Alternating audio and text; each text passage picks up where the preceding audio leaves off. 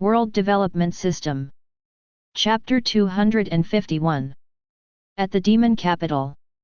Apollyon had meanwhile instructed his ministers to make a full investigation on what had occurred at the northeast seas. However, they understood one thing, that John's men won a navy battle against Elias and Brindil. They were anyway focused on mana-restoring pills and longevity pills. Pope David was quite angry after hearing that John had created a cure for Black Death. How is this possible? Calvin, it's true, my lord. Apparently, Felix just reached here. He lost his whole army to Lukov previously. What do we do? Forgetting about Black Death, Pope David asked with annoyance. What? He lost against Lukov? What happened? I think he had quite a big army to even resist Duke Black Wolf. What about the mercenaries we sent before? Yes, from what our spies know, it seems Count John had previously given him superior weapons. Those weapons were our downfall. Felix nearly lost his life. Meanwhile, Lukov is still at northwest and hasn't moved for now. Also, Hell's mercenaries had betrayed us to help Prince Lukov. Sir, what about the devils? It seems they were also present at the auction according to one of our spies. Not to mention the mana-restoring pills which can even counter the Dragon Knights if needed. There was complete silence when Pope David heard Calvin. He slowly murmured, that upstart is ruining all of our plans. I should have gotten rid of him at the very start. Now, this is becoming a mess. He slowly sighed and spoke, okay, take care of Felix for now. As for Black Death and mana-restoring pills, I will discuss with other cardinals and reach a conclusion later on. You can go now.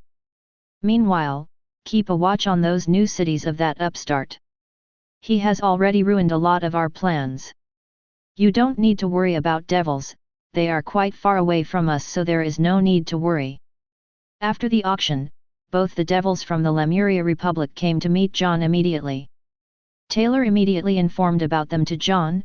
My lord, it seems some people from the Lemuria Republic are here. They are of quite a different race. It appears they are devils that are very rarely seen on this side of the continent. John nodded and understood. Okay, I will meet them. There is no harm in meeting them. Let's see what do they have to offer us. Meanwhile, where does the Lemuria Republic come in this continent? Taylor nodded and took a map. My lord, they said it is apparently they are north of Fire Abyss Kingdom, i.e. north to sea. There are no naval borders since there is a northern violent belt and a nest of lesser sea dragons. So there is a lot less contact between Lemuria and our continent because of the menace caused by lesser sea dragons. It is also rumored that Sea Dragon Nest is also there, but nobody has dared to go there. John nodded and understood why there was less contact between Lemuria and other countries. Okay, bring them in. I will hear from them immediately.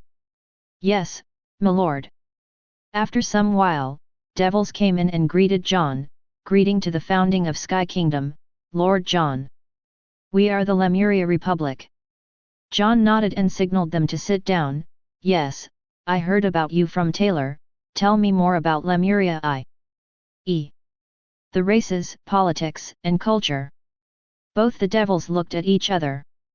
After some time one of them nodded and decided to speak. One devil who was in a humanoid form spoke.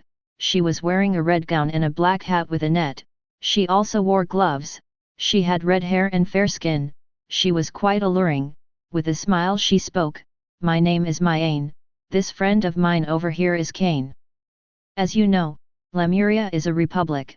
800 years ago we were ruled by a king, but things changed later on since a lot of people were exiled to Lemuria, so our elders decided to make a republic to cast a balance.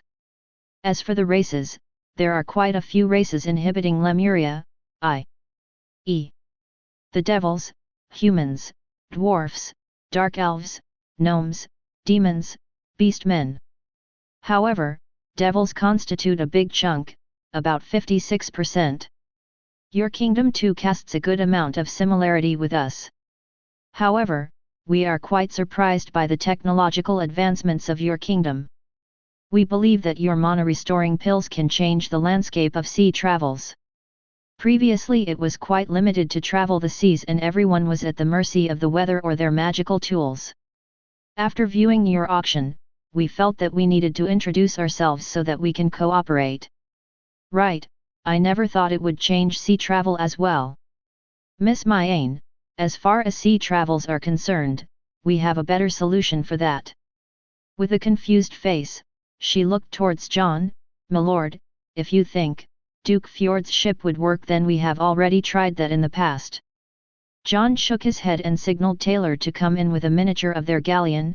"No, you misunderstand me. Currently, we have developed a few ships of our own which run on steam engines. They have already increased the speed of our ships by 2 to 3 times. Add to that our water boosters which can further increase the speed of our ships by 3 times. Miss, I just want to confirm that do you have enough authority to make a cooperation agreement with us? And even without these, our ships anyway have 1.7 times speed compared to Fjord's." Myane and Kane both were quite surprised by John's declaration, a speed by 3 to 6 times? I have never heard of this before. Is that even possible when magicians and their powers are used in full? Even though Kane seemed refined, he too was quite shaken by John's declaration because their own were 1.5 times faster as compared to Fjord's and they were quite proud of it. Kane cautiously asked John, "Your Majesty, you are not joking with us, right?" John furrowed his brows and spoke with an aura of a king. "Of course, any authority's words are weighed in gold and so is mine." After hearing confirmation, Kane spoke, "I am sorry for doubting you, milord. Milord, I am sure this is confidential information, why do you want to release it so early?" Hearing his doubts, John smiled at his question and spoke, "It will anyway be revealed after the next battle, so it is no use hiding from you. You don't need to worry." After hearing John's confirmation, Myane sighed with relief and with a glitter of excitement, spoke to John, "Milord, currently, I am a small minister at Lemuria. I may not have enough authority alone, but my Amun family has enough authority in government to cooperate for a deal. As for confirmation, I can ask it from grandfather directly." She took a 7-colored stone which was quite mysterious. Taylor gasped in shock as he saw the stone, the 7-colored communication stone. It was rumored that this stone can be used to communicate very long distances. It was mainly used at the communication stations only. Chapter 252. Feeling satisfied with their reactions, Myane spoke proudly, "Yes, it is as you have guessed, it is a 7-colored communication stone. It was granted personally by grandfather, so what do you say, milord? Do I have enough authority?" Kane too was quite satisfied after watching these reactions. Kane was currently in a maroon suit, red tie and white shirt. It seemed both Kane and Myane were quite prepared for their meeting John and Taylor. Kane had green pupils while Myane had red pupils. Kane was quite a tall man. Looking at his eyes it seemed to have gone through various vicissitudes of life. Though Vlad had already felt a peculiarity from Kane, he didn't pay attention to it because he understood that John was quite strong himself. John too was surprised because he knew about the rarity of communication stones. Their magical institute was researching this stone. John nodded his head, spoke, "Yes, since your family can grant you this stone, I am sure they care enough about you and that they will take your opinion seriously." Myane nodded and spoke of her concerns first. "First thing, I would like to see those ships firsthand so that I can confirm their speeds before communicating with my family." After thinking a bit, John agreed and spoke, "That would be no problem, we can take you to the Winter City shipyard first thing tomorrow. I am sure you won't be disappointed. Do you have any other requests?" Watching Kane and his signals, Myane realized and spoke, "Yes, I just forgot. Would it be possible for you to supply us longevity pills and mana-restoring pills?" "No, I would rather like our cooperation to extend to all the things from both the sides in trade." Without thinking, John accepted and laid his conditions. "If it is all the goods and services in trade, then that would be the best. Apart from our sensitive military and classified equipment or technologies, we won't mind selling and buying of other goods and services. However, I would like to remind you that your citizens would have to take the laws of this land very seriously, and the same would go for our citizens who would go to Lemuria for trade and touring purposes. Cain and Mayan nodded as they understood that sovereignty of states mattered a lot and no one liked others to disrupt the state of affairs. Cain nodded and spoke, "No problems with that. We will take our leave for now and communicate the demands and get back to you." "No problems. If you have any problems or doubts during the duration of your stay, you can ask Taylor. He will help you out." Nodding, both of them left with bright smiles. Cain smiled and spoke as they started traveling the kingdom. "It was quite easy, wasn't it?" Mayan too was all smiles after she concluded her talks with John and Taylor. "Who knows, but trading with the Sky Kingdom will be quite useful in improving life at Lemuria and our citizens. The most I am surprised by Lord John's domain is the creation of various transportation devices such as that bicycle or the carriages with those various accessories. Not to mention this special mixture known as cement and plaster. This will help us a lot in reducing the import of stones and increase the speed of the real estate industry at Lemuria." Cain too nodded and spoke seriously. "However, those ships were quite a shock to me. I never imagined them creating something like this and hiding it the whole time from Elias. Even compared to our best ships, they had created something that was faster than us without the use of those other boosters." Cain shuddered as he remembered about the investment on shipbuilding. How much capital did our Aman family invest in shipbuilding research over the years to improve the speed? I can't even imagine. Now, I am even more curious about the inventor of those ships. If we have those ships, our travel from seas will be cut from 1 month to 5 to 10 days depending on weather conditions. Mayan too sighed as heard about the speed of those ships. If my guess is correct, we have spent about 7 million Lemurian gold coins over 20 years for that project. Anyway, this is a good opportunity for us. That investment wasn't in vain as we were able to travel here at Elias." Remembering the demons, Cain smiled and asked, "Do you think he will go back on the agreement like the demons after signing the contract if he gets losses?" Mayan shook her head and spoke, "Well, I don't think so. From the looks he looks more excited with the prospects of diversifying his trade. And if he goes back against the contract, don't we already have the devil's contract to make them obey as per the contract? Isn't that the reason why demons always nag, because they can't use force? However, when it is concerned with Lord John, previously I heard how he made intricately worded laws so that he doesn't face sanctions from the Imperial Court of Elias to circumvent their laws, so he would be a tough guy during negotiations and preparation of contracts. And from the looks of his previous history, it seems he likes honoring his contracts." Cain too remembered the laws of both Elias and North Frontier. He spoke gravely, "True. Even I was quite surprised by the legal terms he used to lay down his policies before his rebellion. However, the royal family of Elias was quite short-sighted to bare their fangs instead of cooperating with Lord John. They shouldn't have intervened in the conflict between Lord John and Duke Fjord." Mayan too nodded as she remembered about the history of Lemuria and spoke, "True, a state should always support such characters. Well, it's good that he is not bound to Elias, or it would be bad for Lemuria and the whole region around Elias. The part of the reason is because of the Radiant Church, which can influence a lot of people, and hence the royal family too bends their knee on a lot of policies with the Radiant Church." Cain sighed as he saw the slaves from other races in Elias. True, though the royal family has never taken a public stance against other races, but they would always keep their eyes closed when it comes to the atrocities of the Radiant Church and treat it as a normal day-to-day affair. Anyway, this very policy of theirs backfired when it came to Lord John. I guess this war against Lord John too was influenced by Radiant Church and other power holders. I guess some people were too greedy after watching the profits of soap, paper, cement, bicycles and other new inventions.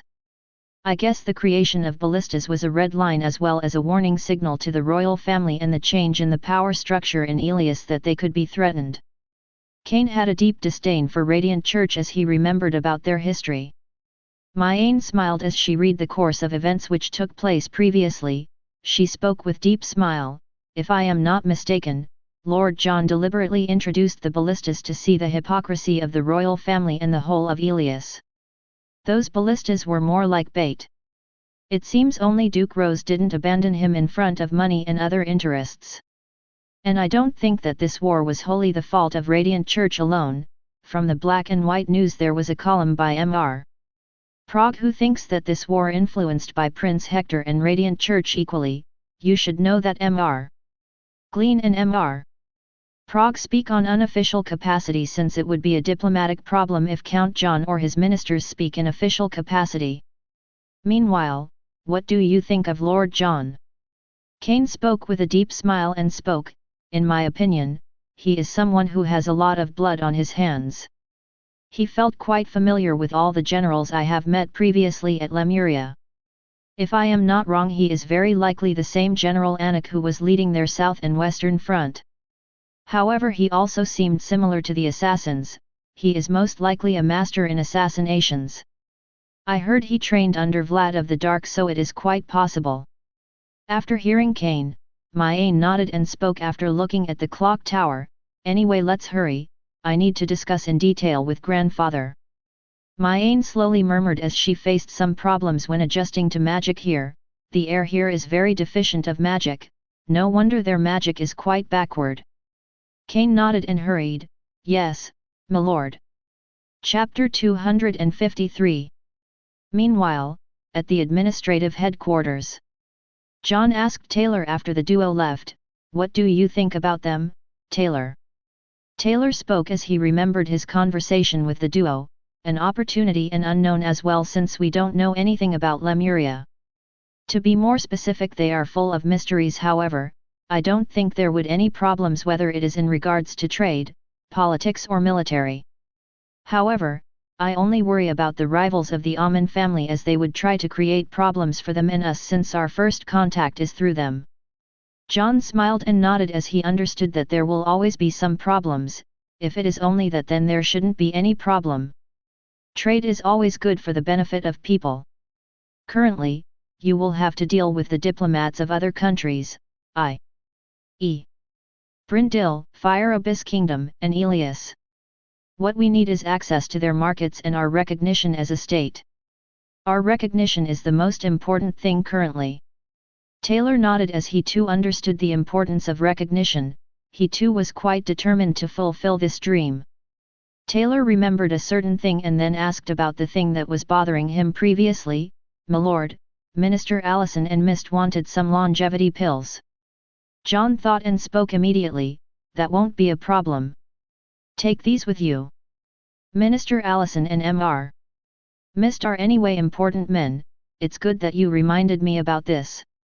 John meanwhile thought, it seems I will have to produce more of these longevity pills. Taylor nodded and spoke, yes, my lord. Meanwhile, my lord, how do we deal about the situation at Winter City and Aurora Island? Currently General Nakud is captured by Blake, Darius is dead, and meanwhile, General Endo is missing. This is quite a delicate situation. After thinking a bit, John smiled and spoke, as far as Brindil is concerned, if need, make them forcibly recognize our statehood. In return, General Nakud's matter can be passed without speaking anything. As far as I know, from the reaction of Minister Annan previously at the auction, I think they are in quite the need for elemental ores, so you can use those ores and mono-refining pills as good chips for gaining other benefits as well. However, recognition is a must.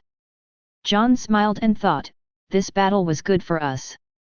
This recognition by Brindil will certainly piss Elias off, while other states too would recognize us without fearing the wrath of Elias. Taylor nodded and understood, I will do my best, my lord. John nodded as he headed back to look at Tornwall's new prototype. You can go for now. Saluting John, Taylor went back and proceeded as planned with John. 2 days later, Annan was scrambling madly as he received alarming news from Mernat, the internal minister at Brindil. Annan sighed and grumbled as he remembered about thunder ore and other items which were presented at the auction. Those brats have just increased my workload. I said 2 days back as well that we need to stop that operation so that we can have a good trading relationship with Sky, but who knows that they already attacked them and got their butts kicked. Annan's subordinate wearing his glasses spoke with a grave tone, however, it was quite surprising to see their prowess, my lord, isn't it? Annan furrowed his brows and spoke in an angry tone, yes, that Fjord certainly knew something and hence he sent a small fleet. I think he knew about the firepower of Lord John and hence the small fleet. It seems he wanted us to clash head-on with that count. I think he was doing it on behalf of the royal families so that this can reduce the threats from their northern border, Skye, and eastern border, Brindle. He smiled and continued, but this has backfired on him as well since Skye Kingdom just revealed their latest state-of-art tech in the previous battle which included those ultra-fast ships. First, we need to prepare for General Nockud's release.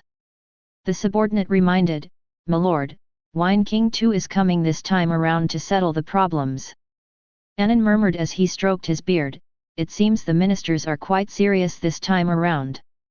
I guess he is here most probably due to those good wines. Annan sighed and spoke frustratingly, I never expected them to have such weapons and ships. I wish Lord John was one of the lords of our country. We would certainly have treated him well enough. I guess we can only laugh at the idiocy of the Elias family. Anyway, have you managed to get an appointment with Minister Taylor or Lord John?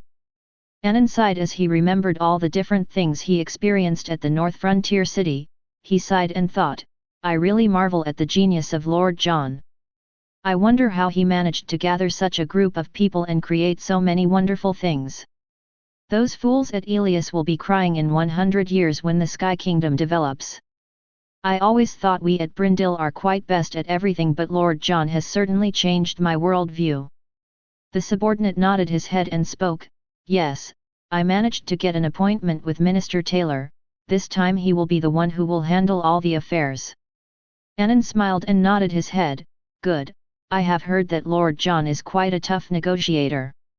So it is better that we would only have to deal with Taylor this time around. However, we just have to be careful about not breaching their red lines. Come, let's go.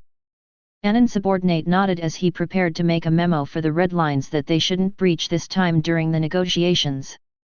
Very soon, both Annan and his subordinate reached Taylor's office. Unlike the previous times, Annan was quite docile this time around. As he approached Taylor's office, he sighed and thought, I hope General Nockud's matter can be resolved amicably. Anyway, I have to convince them that it's a misunderstanding. Taylor assistant lead them in and serious talks started immediately. After going in circles a few times, Annan came to the main point, Minister Taylor, I hope we can resolve the matter about General Nockud and his soldiers. Taylor finally smiled and spoke, this is a very delicate situation, Minister Annan, I hope you understand the consequences of such a battle. Then there is a public opinion that is being shaped by the soldiers and their immediate family members.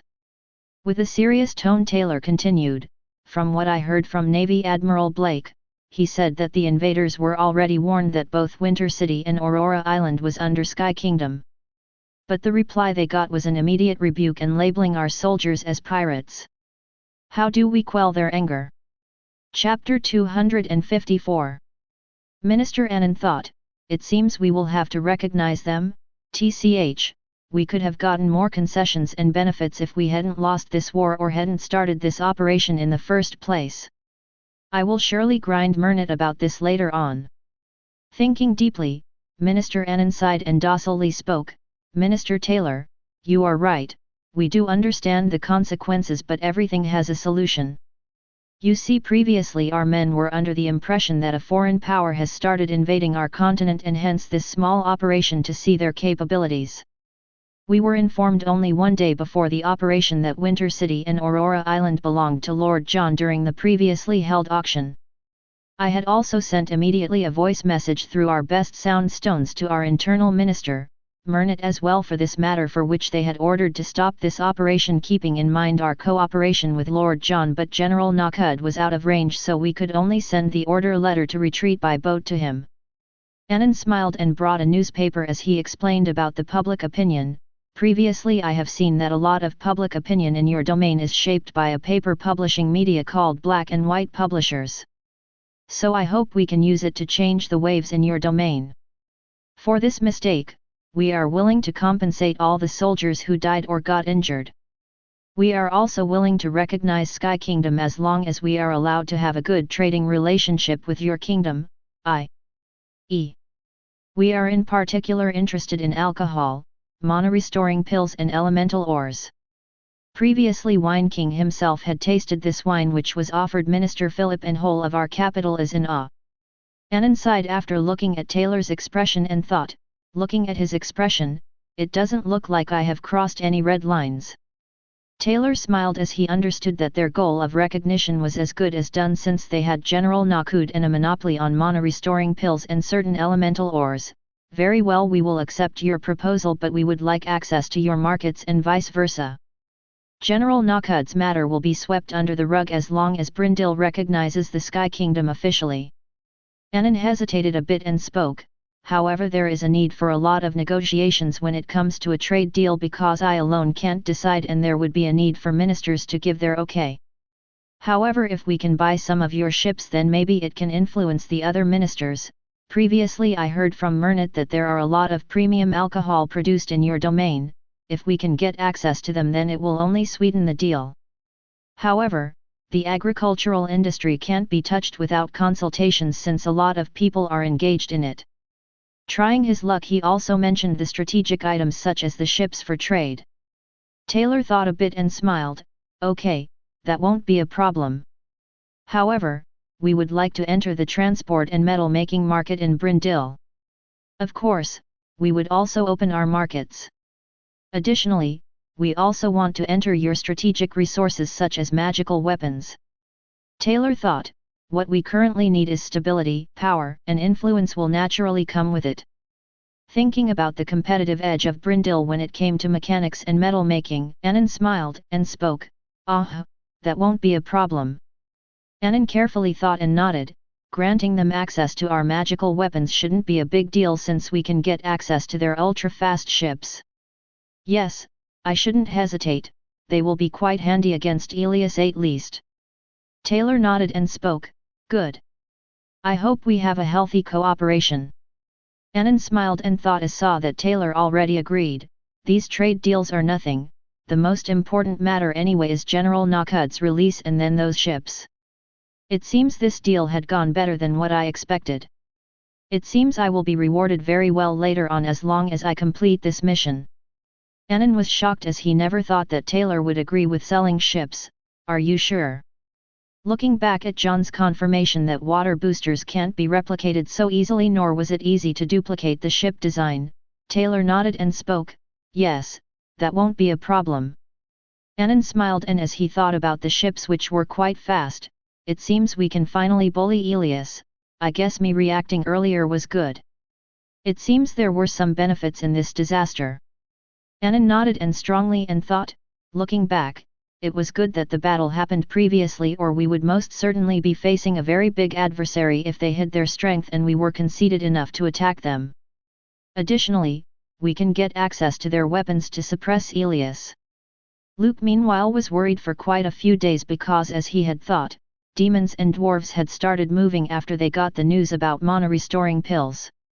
Luke was meanwhile in a very bad mood after getting a letter from Duke Fjord. It seems this is being sent to all the important ministers in Elias.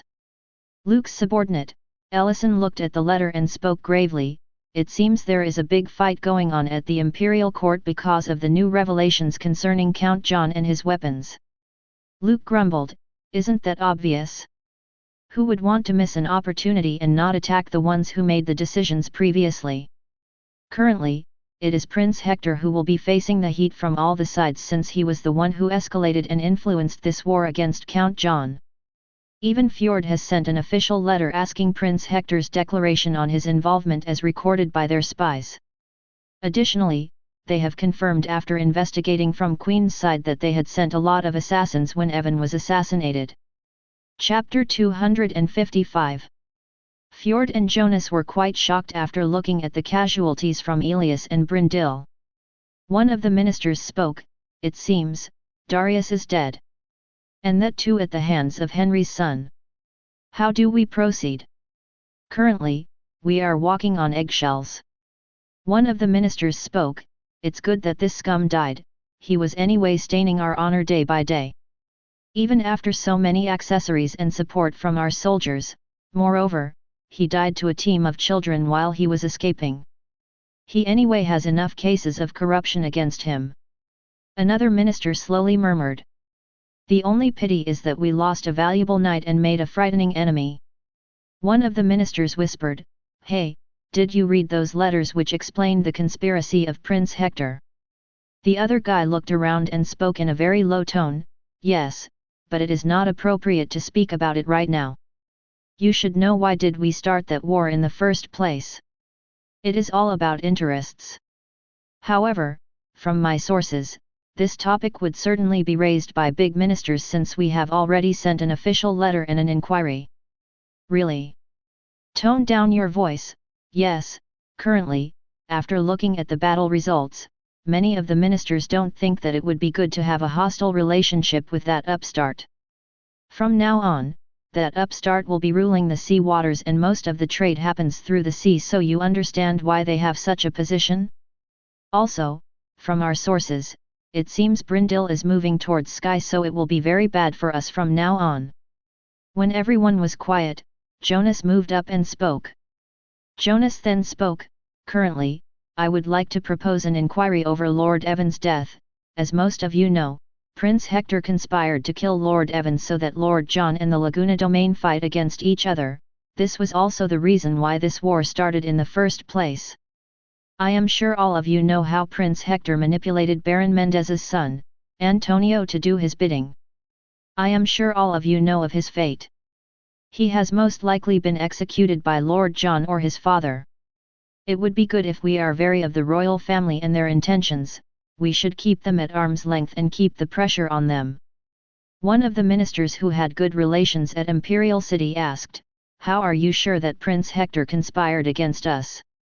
We need proof of that. Who knows, we are being played by that count this time around."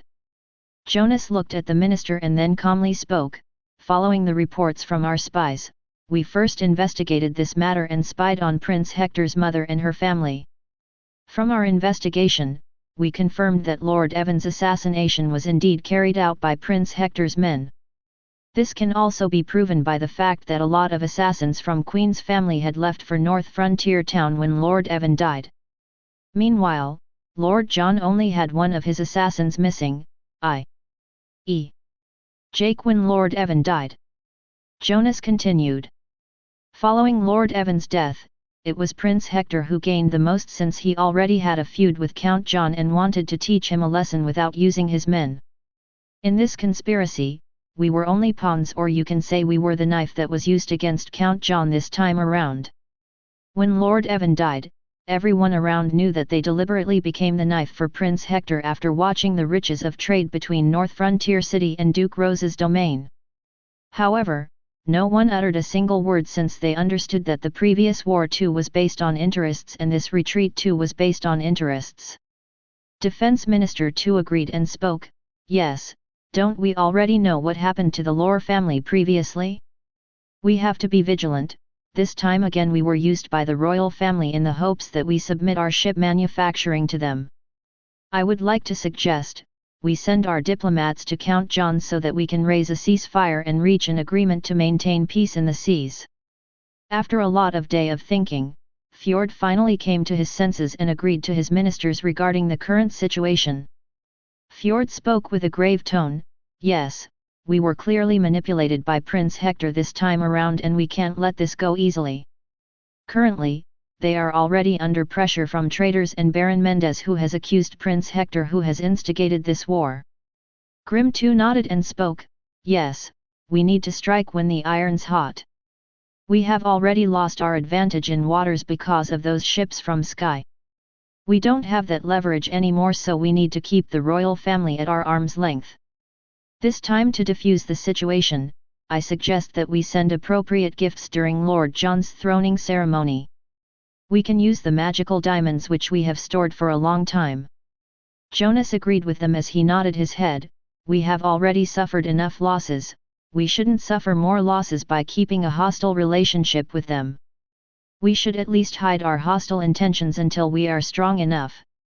Fjord nodded and spoke, "Okay, it is decided, we will follow the plan as decided in this meeting. We can at least recognize Sky Kingdom unofficially, which can soothe the anger of Lord John." Fjord meanwhile thought, where is that kid Ralph this time around? It seems he was right when he said that we shouldn't fight Lord John. He would have useful in diffusing this situation. At the Imperial capital, currently, Plato, Ianred and Lionheart were currently in a big dilemma. The source of this dilemma was Fjord's official inquiry over Evan's death. Lionheart cursed as he looked at the inquiry, that bastard, after supporting him so much because of his feud with that upstart count, he dares question the royal family. Lionheart looked gravely at Plato and asked, "Plato, how did Hector's role get leaked?" Plato sighed and spoke, "From my sources, it seems they spied on Queen's End and their family, and this was how they got to know about this conspiracy of Prince Hector. This news has also spread to most of the ministers since it was written to many important personages. Luke has just confirmed he too got this letter from them. From the looks, Fjord is now trying to blame Prince Hector for the start of this war so as not to get inflicted from Brindil, Duke Rose, and Lord John." Plato continued as he thought about the timing of this letter, "I think you already know that the power balance in the seas has already changed after the previous battle where Ilias, Fjords, and Brindil lost miserably. And from this move of theirs, I can conclude that Fjord or his ministers want to have a healthy relationship with them in the seas, or they wouldn't be able to trade via eastern seas, at least not without losing a lot of ships or without getting robbed. I think this is a very calculated move by Fjord or his ministers. They want to rid their hands of this war and put all the blame on Prince Hector." Lionheart grumbled as he heard Plato, "Those gossipers at Hector's family. Damn, why do they even have access to Hector's affairs? Now this will be a problem. We already had a problem with Baron Mendez since he is accusing Hector of manipulating Antonio and usurping him. What do you suggest?" After thinking for a while, Plato spoke, "Well, they don't have any conclusive proof in regards to Evan's assassination. As long as people from Queen's side keep their mouth shut, no one can do anything legally. And as far as the assassins are concerned, no one will open their mouth since they won't want anything untoward happening to their family members. I am sure Prince Hector has a good leash on those assassins." Plato meanwhile sighed and thought, "If it wasn't for that brat Hector, we wouldn't be losing such a talented individual. Our dream of ruling this continent would have been within our sights." Lionheart nodded and spoke, Yes, this seems good enough. However, Hector needs to learn to cover his tracks. I hope this doesn't become a big scandal. Those Fjords are already distrusting towards. They even dared to spy on the Queen and her family." Lionheart, however, sighed and thought, "I guess this was expected since he had lost his son." Lionheart continued and murmured, "It is those elders who are grumbling more after they heard of mana-restoring pills." Chapter 256. Ianred meanwhile was thinking, just not so long ago, both of you were also warmongering. Now that you got the results, you turned your tails and became messengers of peace. Finally, Lionheart asked Ianred because his predictions came true, "Ianred, do you have any advice?" Ern sighed and spoke, "My only advice would be to stop provoking Duke Rose, or he too might rebel using the help of that rebel, John, if he is pushed into a corner." King asked, "Plato?" Plato nodded his head and spoke, "I agree, currently we should start diplomacy with Lord John behind the channels via Lord Luke. Previously I heard that Lord John is planning to withdraw his army from the northern borders, i.e. Dolores and other places of the domain of Baron Mendez. By engaging, we can gain the credit we drove them back, soothing the anger of warmongering ministers. At the same time, we can negotiate a ceasefire with them which will reduce the tensions. We will only recognize them unofficially. If we keep a hostile relationship with them currently, then it would be very bad for us. We may even be swallowed in a few decades by that cunning count." Ianred spoke lightly, "You guys do understand the importance of mana-restoring pills, don't you? Or are you being deliberately blind?" Plato sighed and spoke, "Yes, I will explain. Currently, many of the top magicians are already migrating to other countries to get access to mana-restoring pills. In a few decades, we would certainly lose edge when it comes to magicians if we can't get access to mana-restoring pills, and that is also the reason why elders are being very fussy.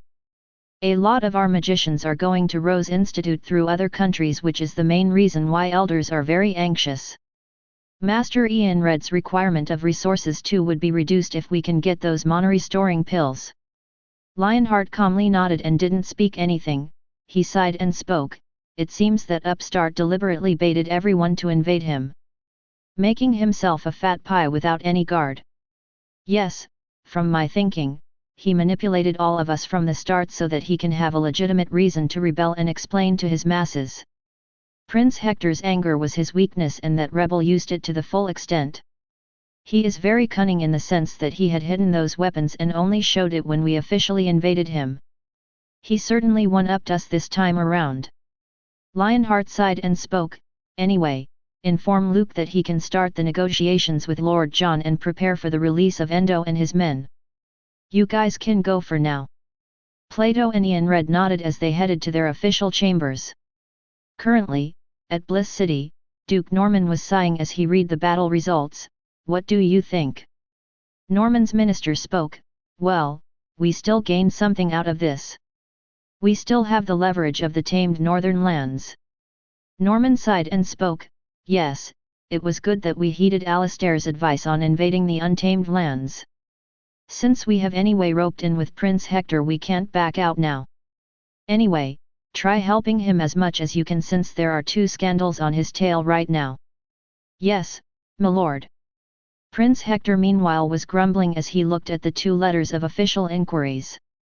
Damn it, now that they are losing, they are turning their backs on me.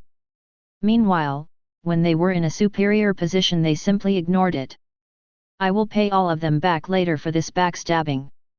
Alistair, how did Evan's assassination get leaked? Alistair nodded and spoke. According to Minister Plato, Fjords already had their doubts on you, so they spied on your mother and their family members. It was during the internal bragging and gossiping of Queen's family member that it got revealed to their spies. Alistair sighed and thought, Prince and everyone in the kingdom was quite easily manipulated by Lord John. I hope Prince thinks calmly and takes his decisions. Hector sipped wine and gravely thought, this humiliation all because of that upstart and his weird weapons. He dared use me as an excuse to rebel. Unforgivable. It seems he was baiting us the whole time to invade him so that he can use the perfect excuse to rebel. Coming out of his thoughts, Hector asked, do you have any solutions for these 2 matters, Evan and Antonio? Hector continued, as far as Antonio's case is concerned, we can simply put all the blame on Antonio and Baron Mendez being incompetent. Alistair had his doubts and spoke. The problem with Antonio's case is that Baron Mendez was in a cell when we instigated him to usurp his father's so that we can invade North Frontier City. And there might be certain things which Antonio may have revealed when he captured his father. As far as Evan's case is concerned, we can simply ignore him unless he can provide any evidence or witness. And I am sure your mother and their family have good control over their assassins. Those assassins wouldn't want their family members to suffer in ruin. Prince Hector nodded and spoke. There is no problem with the assassins. Continue, speak of more options. After some thinking, Alistair spoke. My lord, why don't we use Duke Norman to resolve the case of Antonio? We can use him to pressurize him. If there are other ministers who are unwilling to let go of this matter, we can use the northern tamed lands as leverage and threaten those ministers and their domains that they won't be allowed to invest in the northern lands we captured recently. We can also counter-accuse Baron Mendez that he is simply being a puppet of Lord John since he is being occupied by his forces. We can also make use of the fact that one of the arms of Lord John, the black and white media, frequently publishes slandering articles related to you and your men. This also proves that Lord John certainly has an agenda against us. This time too he is using Baron Mendez to target us.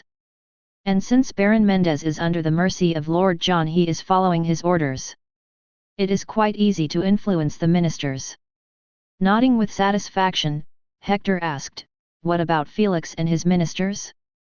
I don't think they will let this matter go this easily. Last time as well they were targeting us. Alistair smiled and gave a report. This is the current report of Prince Felix. Previously, when there was intense fighting going on with Lord John in north and in east towards seas, Prince Lukov had made his move and attacked Felix's northwestern castle in Duke Blackwolf's domain. Hector furrowed his brows and asked, "So? What about it? Isn't that castle heavily fortified?" Alistair nodded and spoke, "It was, but Prince Lukov apparently used the ballistas to penetrate that castle. This time, Prince Lukov acquired the ballistas from Lord John behind the scenes.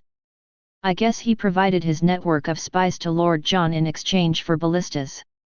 However, the important point is that Prince Lukov decimated Lord Felix's army. From the looks, Prince Felix was running from Blackwolf's domain since Prince Lukov has a lot of spies. Apparently, fearing that Lukov would chase him to the capital, he ran to the Radiant Church's headquarters in Radiant City with his tail. Hector, and Alistair, so it would be quite easy to counter them back and they too will be on the defensive." Chapter 257. The demon diplomat meanwhile was quite anxious as he was given an important task of making sure that they get the deal in regards to mana-restoring pills and longevity pills. He was also aware of the fact that Sky Kingdom recently thrashed both Elias and Brindil in naval warfare near Aurora Island. The diplomat's subordinate asked him, "Lord, why are we paying so much respect to this newly established kingdom? Shouldn't they be the ones who should pay their respect to us?" The diplomat thought and spoke, "It is because of the previous battle in the seas of East and the complete thrashing of Elias and Brindil. Our spies informed that Sky has already captured numerous prisoners of both Elias and Brindil. So this battle has revealed the true power of Lord John. We can't underestimate them just because they are newly established.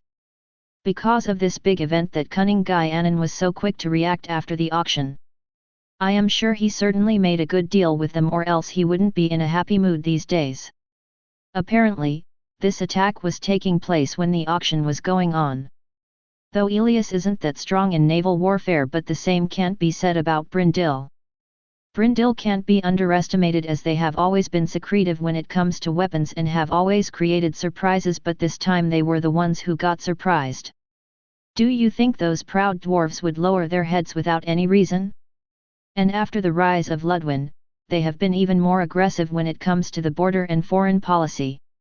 Even that proud guy is bowing his head, so they must have a reason. Not to mention the mana-restoring pills that everyone is scrambling to get. Ionanor already has it." The demon diplomat, Ion, spoke, "Because of these pills, it would be possible to travel long distances via ships. And this would also increase the battle capabilities of our warriors.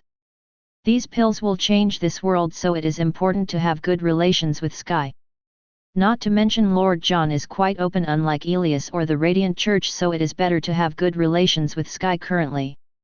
Ion smiled and spoke, "Humph, even those elders at Elias would be willing to bow their heads in front of these mana-restoring pills. I am sure they are currently racking their brains to get their hands on these pills and the formula. We are currently in a good position since we didn't participate during this whole fiasco." After waiting for some days, he finally got an appointment with Taylor and John. This time, the demons bought numerous amount of small and big gifts to show their sincerity to Sky Kingdom. At the administrative headquarters, Taylor invited them. The diplomat immediately congratulated Taylor and stated his intentions. "Here is a small gift from our King Apollyon towards the Sky Kingdom. Our Lord would certainly attend the throning ceremony of Lord John, since he was quite moved by the actions of Lord John in protecting his ideals. Here are the 2 horns of a fire dragon which we harvested years ago at North Sea at an island near Lumeria and Fire Abyss Kingdom.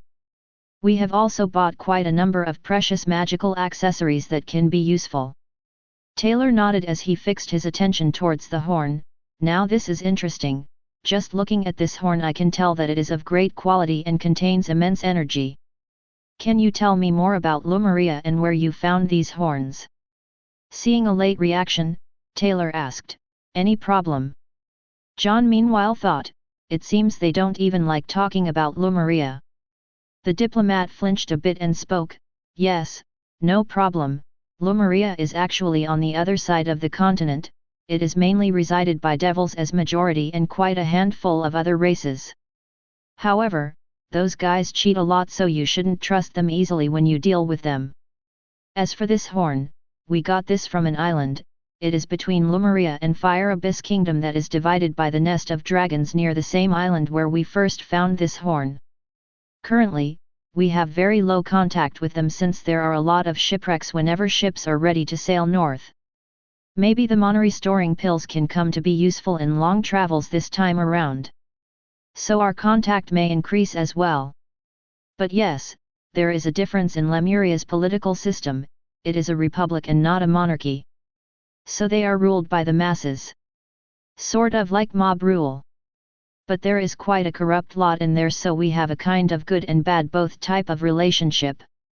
Thinking that John would abhor the political difference, he explained enthusiastically. John was quite aware of the pros and cons of a republic and hence didn't get influenced by the diplomat. John nodded and spoke, "Interesting, okay, come to the point." Diplomat nodded and spoke, "Currently we hope to make a deal with you regarding mana-restoring pills and longevity pills. I hope you can oblige us. We will certainly give you a satisfactory answer." John nodded and spoke, "Well, that won't be a problem. I don't want much, I want access to your markets. In return we can offer you longevity pills and with a constant supply. We would also appreciate it if you can provide access to your magic library in the Fire Abyss Kingdom. I heard there were a lot of intriguing techniques in elemental magic which are unique to the Fire Abyss Kingdom." Thinking that those elemental techniques can only be used by demons and won't be of much use to John, Ian smiled and spoke, "That won't be a problem. We agree with your terms. As a goodwill gesture, we will be officially recognizing Sky Kingdom. His Majesty Apollyon will soon submit a decree of official recognition for Sky." During this time, there was soon official recognition of Sky Kingdom by both Brindle and Fire Abyss Kingdom.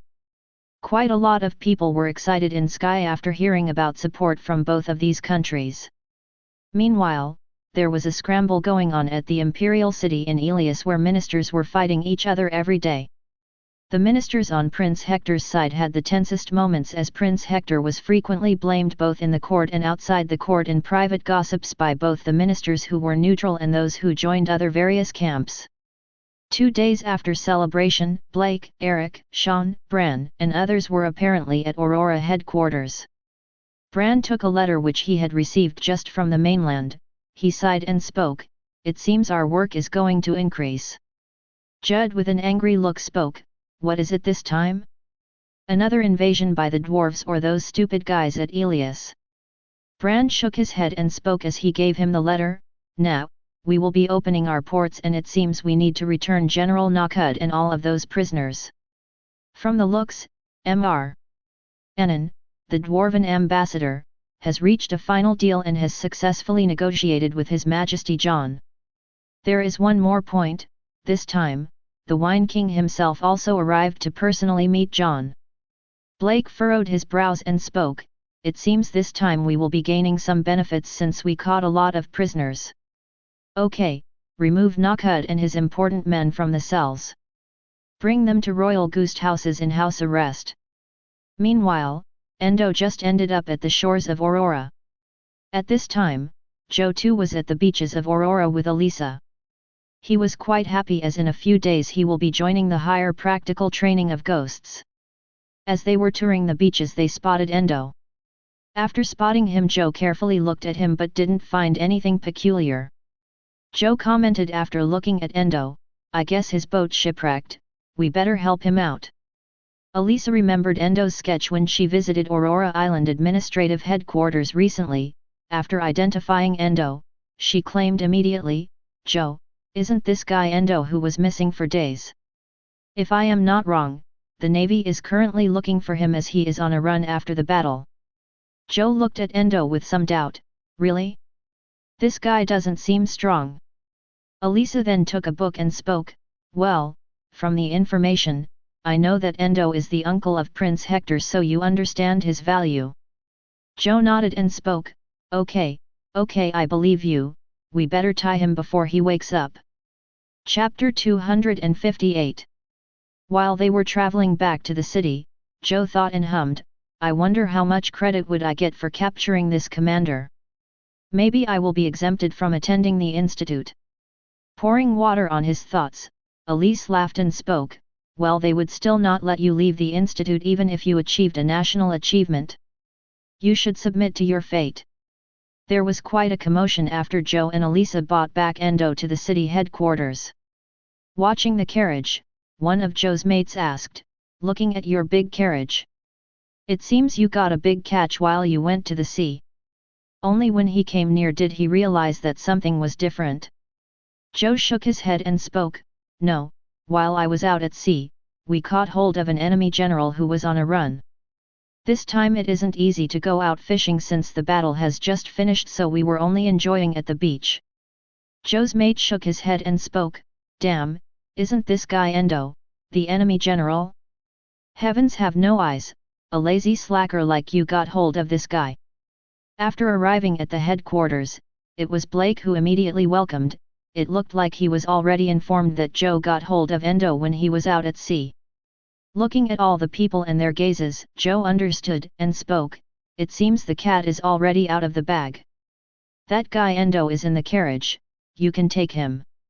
Looking at Joe's dejected expression, Blake spoke, don't worry, you will be rewarded handsomely for this achievement. Tell me, what do you want? Unsure if Blake was joking or not, Joe asked him to be sure, are you sure? It was then Elisa who came near Blake and whispered in his ear. Hearing this, Blake was shaken, and before Joe could speak, he spoke, I take that back. You will be rewarded as per the protocols and by the ministers at the administrative headquarters. Just as Joe was filled with joy and was about to speak up, all his happiness was squashed. Blake sighed with relief as if he had dodged a bullet. He thought, so, he is Joe. I guess his luck is still good.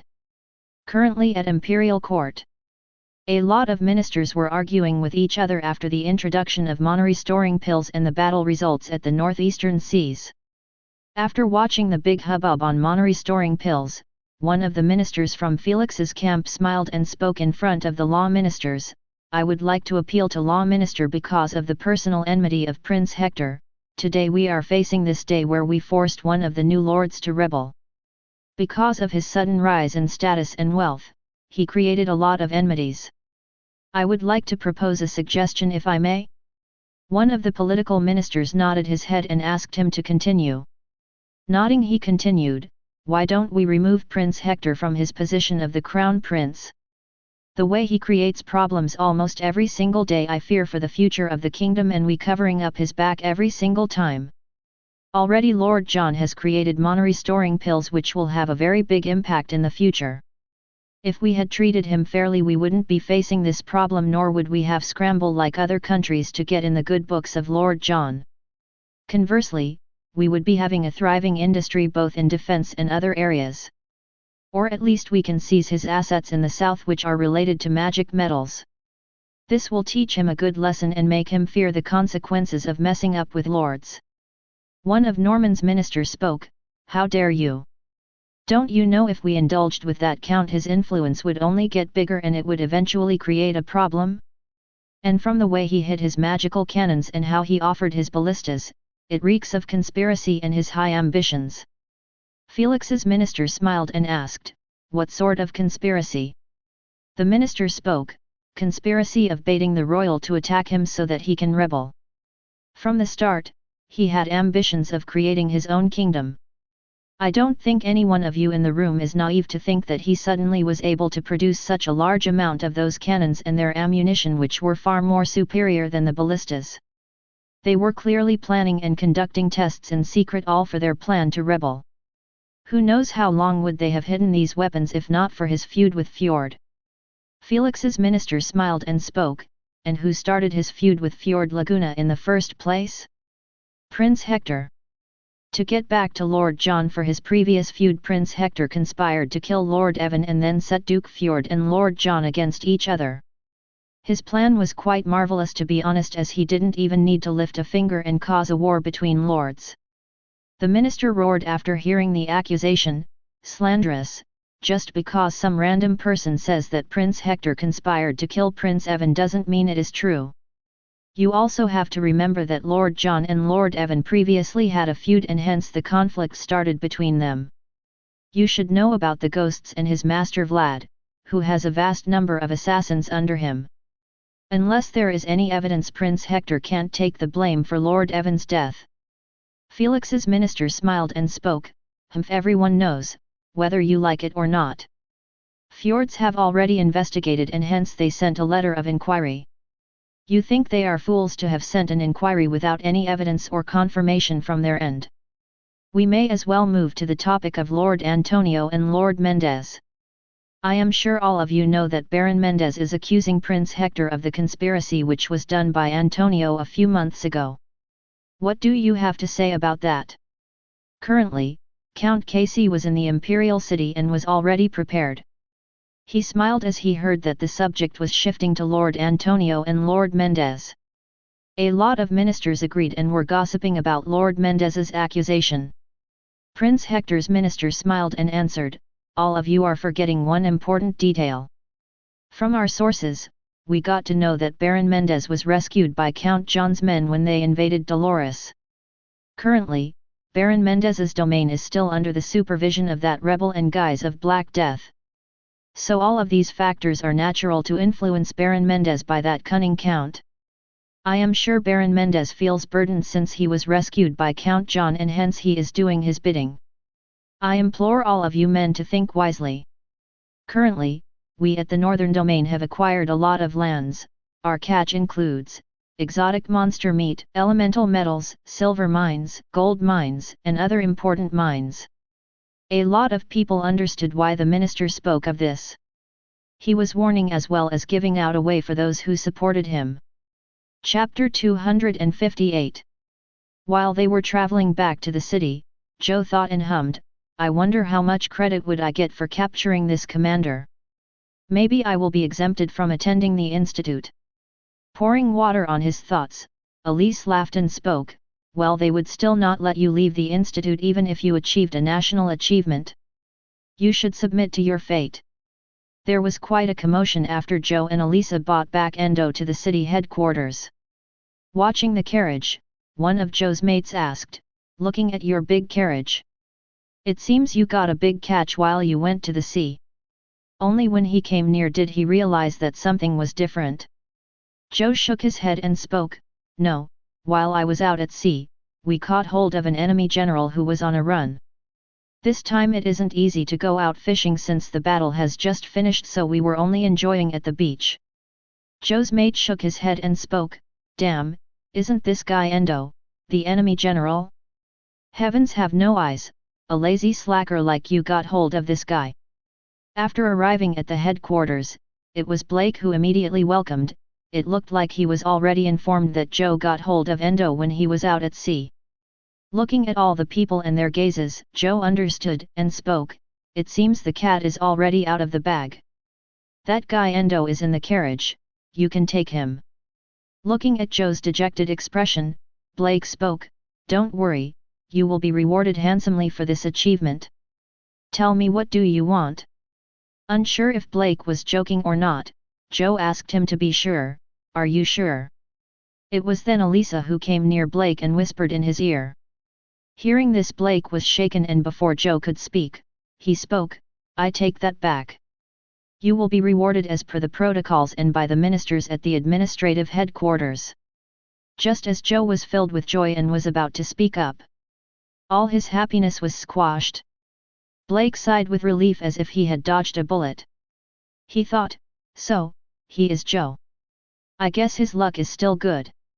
Currently at Imperial Court, a lot of ministers were arguing with each other after the introduction of mana-restoring pills and the battle results at the northeastern seas.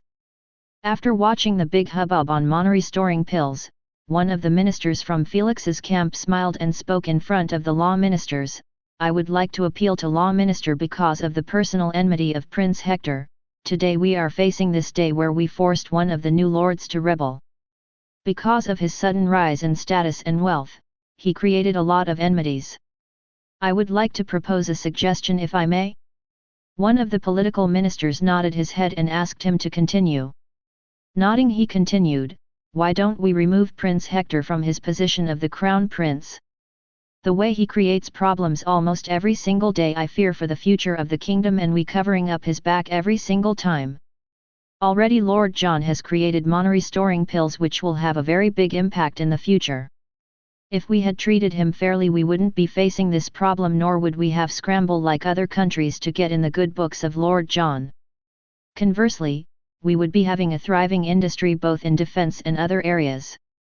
Or at least we can seize his assets in the south which are related to magic metals. This will teach him a good lesson and make him fear the consequences of messing up with lords." One of Norman's ministers spoke, "How dare you? Don't you know if we indulged with that count, his influence would only get bigger and it would eventually create a problem? And from the way he hid his magical cannons and how he offered his ballistas, it reeks of conspiracy and his high ambitions." Felix's minister smiled and asked, "What sort of conspiracy?" The minister spoke, "Conspiracy of baiting the royal to attack him so that he can rebel. From the start, he had ambitions of creating his own kingdom. I don't think any one of you in the room is naive to think that he suddenly was able to produce such a large amount of those cannons and their ammunition, which were far more superior than the ballistas. They were clearly planning and conducting tests in secret, all for their plan to rebel. Who knows how long would they have hidden these weapons if not for his feud with Fjord?" Felix's minister smiled and spoke, "And who started his feud with Fjord Laguna in the first place? Prince Hector. To get back to Lord John for his previous feud, Prince Hector conspired to kill Lord Evan and then set Duke Fjord and Lord John against each other. His plan was quite marvellous, to be honest, as he didn't even need to lift a finger and cause a war between lords." The minister roared after hearing the accusation, "Slanderous! Just because some random person says that Prince Hector conspired to kill Prince Evan doesn't mean it is true. You also have to remember that Lord John and Lord Evan previously had a feud, and hence the conflict started between them. You should know about the ghosts and his master Vlad, who has a vast number of assassins under him. Unless there is any evidence, Prince Hector can't take the blame for Lord Evan's death." Felix's minister smiled and spoke, "Everyone knows, whether you like it or not. Fjords have already investigated and hence they sent a letter of inquiry. You think they are fools to have sent an inquiry without any evidence or confirmation from their end. We may as well move to the topic of Lord Antonio and Lord Mendez. I am sure all of you know that Baron Mendez is accusing Prince Hector of the conspiracy which was done by Antonio a few months ago. What do you have to say about that?" Currently, Count Casey was in the imperial city and was already prepared. He smiled as he heard that the subject was shifting to Lord Antonio and Lord Mendez. A lot of ministers agreed and were gossiping about Lord Mendez's accusation. Prince Hector's minister smiled and answered, "All of you are forgetting one important detail. From our sources, we got to know that Baron Mendez was rescued by Count John's men when they invaded Dolores. Currently, Baron Mendez's domain is still under the supervision of that rebel and guise of Black Death. So all of these factors are natural to influence Baron Mendez by that cunning count. I am sure Baron Mendez feels burdened since he was rescued by Count John, and hence he is doing his bidding. I implore all of you men to think wisely. Currently, we at the Northern Domain have acquired a lot of lands. Our catch includes exotic monster meat, elemental metals, silver mines, gold mines, and other important mines." A lot of people understood why the minister spoke of this. He was warning as well as giving out a way for those who supported him. Chapter 259. Felix's minister pointed his finger at the minister and roared after watching the blatant threats and bribery, "You!" Prince Hector's minister, Sheer, smiled and spoke, "In the first place, the eastern port was closed off by Baron Antonio and he was the one who started the war. It is not our fault that he was greedy in nature. Everyone must understand that it was Antonio's very own decision that they should block the port, and hence the intense start of conflicts." Suddenly one of the ministers who was attracted by the lands and mines at North spoke, "I agree, we can't blame Prince Hector for the acts of another scoundrel. Though he had a good relation with Prince It doesn't mean that he was part of the decisions made by Antonio. Baron Mendez is simply directing his anger at Prince Hector. From the looks, a lot of other ministers were tempted and started raising their voice as they didn't want to lose out on the resources which can be gained from the Northlands captured by Duke Norman. Count Casey smiled and didn't decide to make his move right now. He moved back to his chambers as the ministers quarreled with each other. In the chambers, Antonio was present. Casey moved near him and spoke, "You see the quarreling at the court? It is because of the war you started." Antonio roared, "I never started any war." Casey nodded and spoke, "Well, technically you started the war as per the lackeys of Prince Hector and Duke Norman. So currently you are being blamed by most of the ministers to get in the good books of Prince Hector. See, even the neutral ministers are siding with him in the hopes of getting benefits from him since Duke Norman recently acquired a lot of land at north via the ballistas. What do you think would happen if I present you at the court?" Casey's assistant smiled as he understood what his lord planned to do. Antonio understood the predicament he was in right now. Casey spoke, "Well, you do have a choice right now. Before going down, you can take Prince Hector down with you when I present you at the court. Remember this, you offending King John time and again was the reason why you are in such a position." Casey continued, "Well, if you choose to side with Prince Hector, then you will simply be a pawn to be hanged by the imperial court for starting problems at the northern borders. The choice is yours." Antonio thought vengefully as he too heard the gossips from the guards, "Very well, if I am going down, I might as well take you down with me, Hector. At least this kingdom will remember me for a long time since you started this conspiracy and treated me as a small pawn." Antonio sighed, "I wished I wasn't this arrogant previously."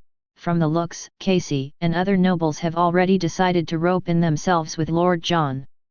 Father was right, I was indeed naive politically. Well, I might do him a favor this time around. He looked courageously with a determined look. With a determined look, Antonio asked, "Casey, I have a favor." Hearing Antonio's voice, Casey was quite surprised as he looked at Antonio curiously, who was gritting his teeth. Casey thought, it seems he finally realized his problem. Alas, it is too late, or he could have at least saved his life. Casey nodded and spoke, "It seems you finally realized. Speak, if I can do your favor I will do it." Antonio spoke with a grave tone, "I need you to pass on a message to my father. Tell him, I am sorry for the past misadventures. I wasn't a filial son.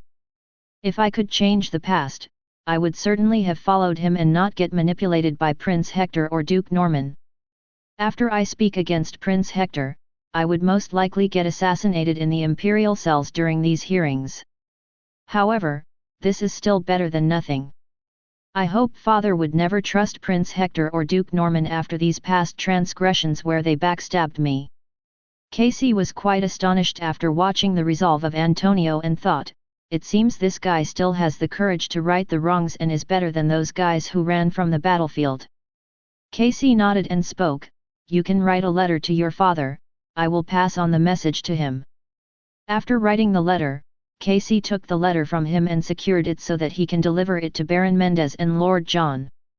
He thought, Lord John would be quite surprised after hearing this.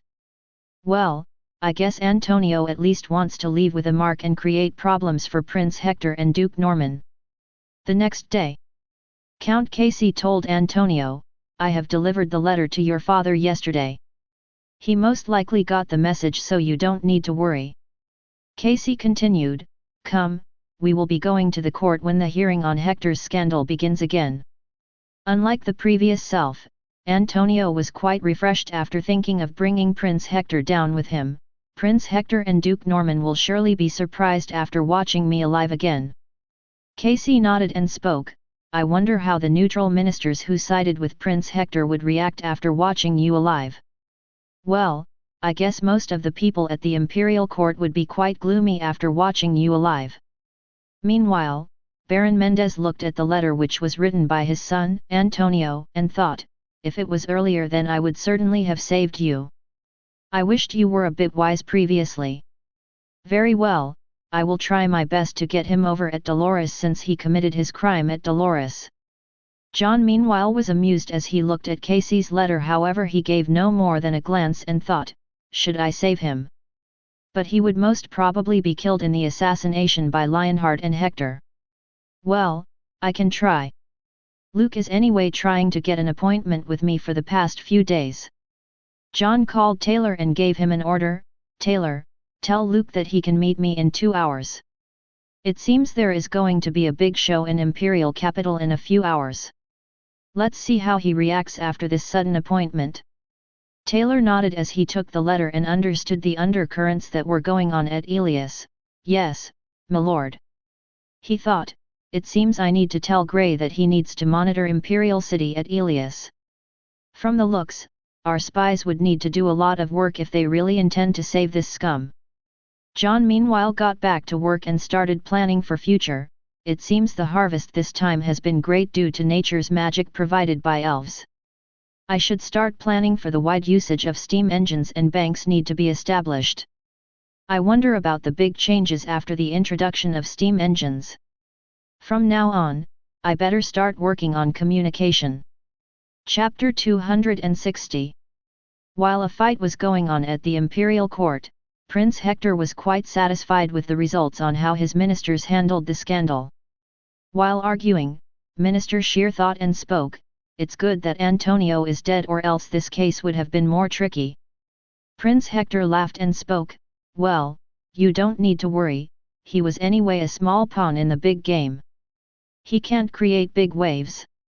It was good that he died, or else it would have been hard deflecting this scandal.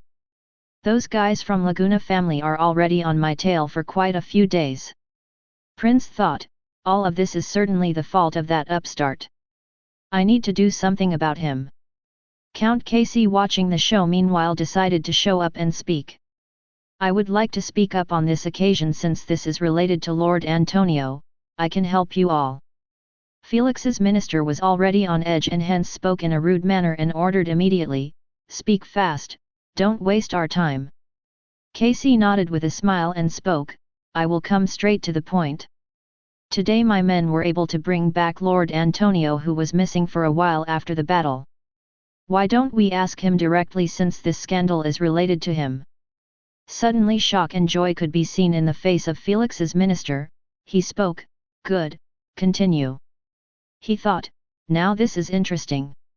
Felix's minister asked his men, "Tell me more about this guy." The person in charge of information came and spoke, "He is Count Casey from the northern domain near Lord Mendez's domain. From what I know, he recently had some friction with Prince Hector and Duke Norman. Today as well he was rejected by Duke Norman." Realizing something, Felix's minister nodded and spoke, "Good, now I understand." Shear, who was in a good mood previously, suddenly got pale as soon as he heard Casey. He immediately asked, "Who is that guy?"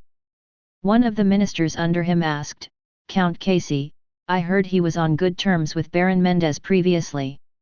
However, recently he didn't participate in the Northern War where Duke wanted lords to help him in his campaign. Due to this, Duke Norman and Prince Hector had started showing their displeasure for disobeying them. Previously he was on good terms with Duke Norman, but for a year he has changed his stance as he didn't want risk invading North Frontier Town and hence earning their displeasure.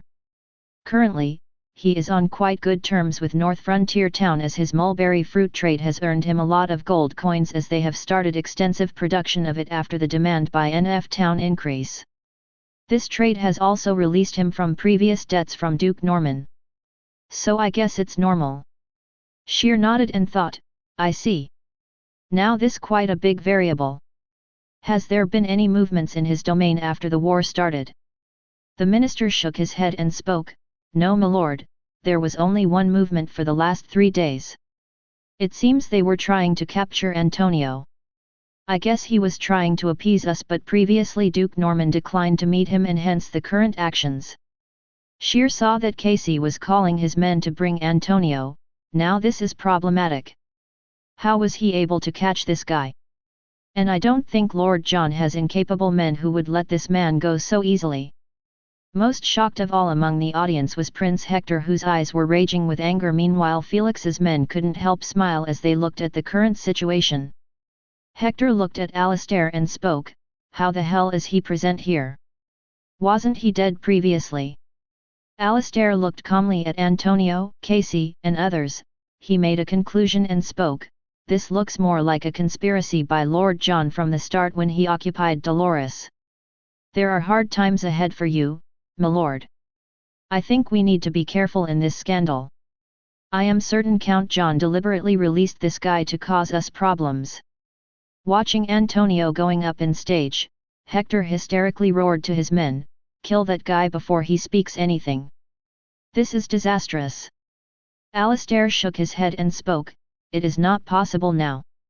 Previously Duke Norman rejected meeting Count Casey, and it looks like this is the lashback since we were rejecting his policies previously.